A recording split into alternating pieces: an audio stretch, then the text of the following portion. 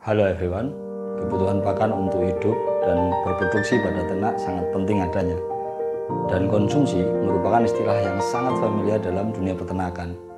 Berbeda kecernaan, pengertian sederhana dari konsumsi merupakan jumlah semua pakan yang masuk dalam ternak atau jumlah pakan pemberian dikurangi sisa pakan jika ada. Sedangkan kecernaan yang biasa digambarkan dalam kering adalah konsumsi dikurangi feses. Jadi ini merupakan hal yang berbeda. Konsumsi merupakan pakan yang masuk ke tubuh ternak, sementara kecernaan merupakan pakan yang asumsinya diabsorb oleh ternak.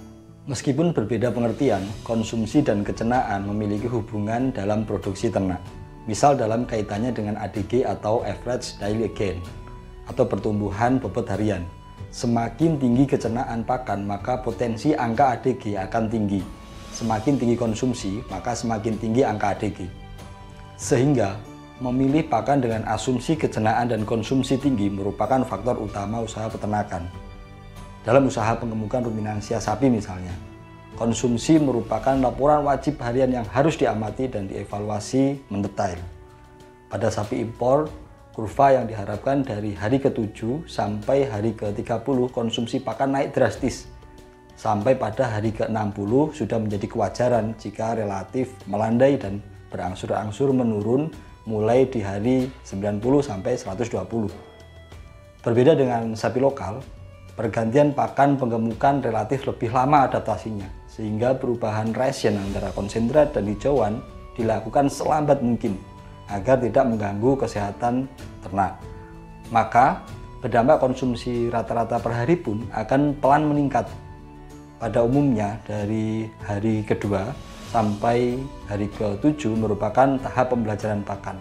Sampai pada hari ke-14 konsumsi mulai naik pelan dan baru bisa stabil di hari ke-14 tersebut pada ternak dengan adaptasi yang baik hingga hari ke-30. Laporan konsumsi pakan juga terkadang menjadi acuan para supervisi untuk menentukan dan memutuskan rencana kelanjutan pemeliharaan ternak. Dari konsumsi ini, supervisi biasanya sudah dapat menemui gambaran potensi dari ternak terhadap potensi produksinya di 30 hari awal pemeliharaan. Sehingga konsumsi ternak ini menjadi hal yang penting dalam usaha peternakan. Hal yang mendasar dari konsumsi pakan adalah aktivitas grazing atau mengkonsumsi pakan. Sedangkan pengaruh utama dari aktivitas tersebut adalah rangsangan, umpan balik dari sistem saraf pusat atau hipotalamus anterior. Dan faktor yang berpengaruh terhadap sistem saraf pusat tersebut secara umum adalah metabolik ternak itu sendiri. Kapasitas rumen retikulum di mana ternak akan berhenti grazing jika dirasa rumen retikulum sudah penuh, dan fisiologis atau palatabilitas pakan dan kondisi lingkungan. Ternak ruminansia cenderung lebih suka dengan pakan berbau daun segar, rasa manis dan asin. Namun pada dasarnya palatabilitas ternak ruminansia berhubungan dengan keterbiasaan apa yang dia konsumsi. Pada kasus pengemukan, kebanyakan peternak mengeluhkan konsumsi konsentrat yang sangat rendah, bahkan terkesan tidak mau makan, atau perubahan hijauan silase yang ternak sama sekali tidak menyentuh. Ini hanya soalan waktu dan keterbiasaan. Pelatihan sedikit demi sedikit untuk membiasakan perlu waktu dan kesabaran.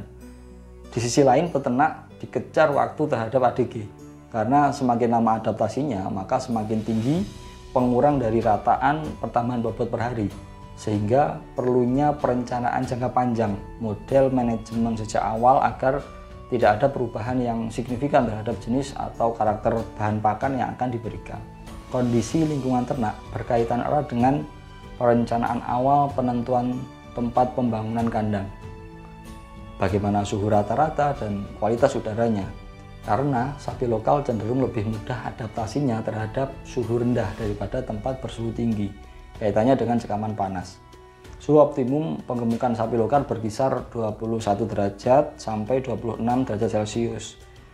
Namun ini bukan patokan, ini hanya beberapa pengalaman dari kami. Beberapa literatur mengatakan pada suhu yang sangat rendah, ternak akan stres dan banyak energi untuk meningkatkan suhu tubuhnya. Jika pakan yang diberikan berkualitas dan berkuantitas rendah, maka jaringan otot dan lemak akan dibongkar sehingga berat badan akan turun.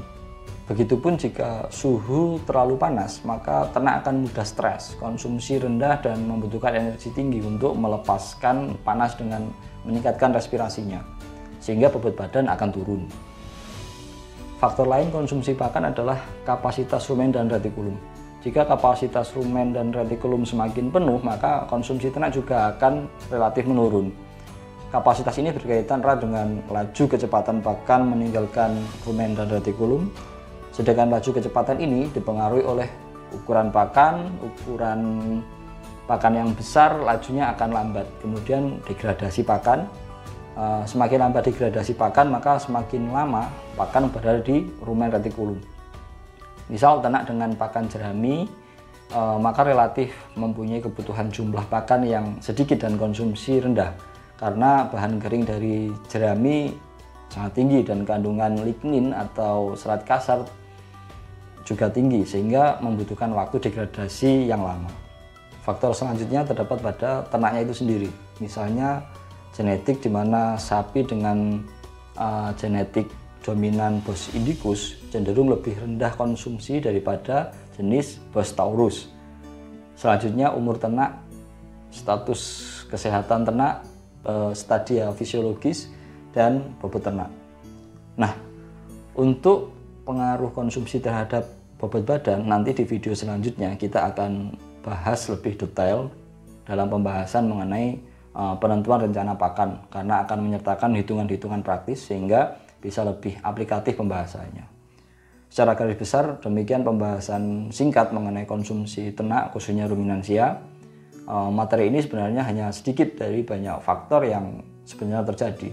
Namun materi yang saya sampaikan ini merupakan faktor yang sering kita temui di lapangan dan semoga menjadi sedikit acuan dalam menentukan dan merencanakan manajemen, pemilihan lokasi peternakan, penentuan jenis dan karakter pakan yang diberikan dalam jangka panjang, pemilihan ternak yang dipelihara dan manajemen pemeliharaan ternak.